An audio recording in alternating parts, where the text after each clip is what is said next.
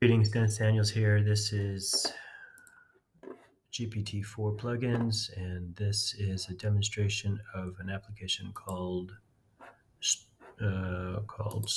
or Storybird. Let's get to it. I have created the prompt, and with your prompts, you need to be very clear about the context.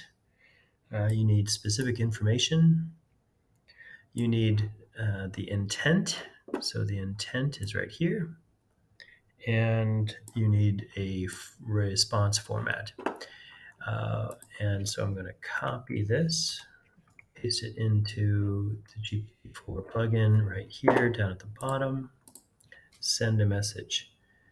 So while this is in process, I'll tell you that I've already logged in, and they have their own user interface for writing stories. It's just simple fields, nothing fancy. In fact, it's very limited, and it's a clever bit of coding. Nothing fancy about it. They do plug in these variables into a format, a series of templates, I'm sure, that generates new stories with images, which is interesting. But there is, if you know anything about the nature of these generative images, like generative text, there is no consistency between the images.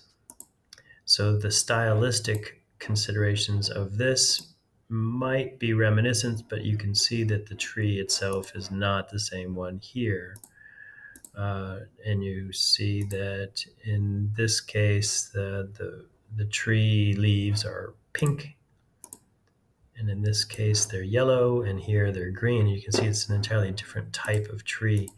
Now, the more obvious of it is in this case, Lily, the girl who's reading the book, has long green hair here, and then short orange hair here, and now she's a bunny rabbit, and now she has three friends with red hair, and now she has two friends. And who is this? We don't know. And again, the tree has just exploded in size. So consistency with these generative models is weak. So don't expect a whole lot in that regard. And the stories themselves are simple and just basically one paragraph per page with a modicum of consistency between the stories. That being said,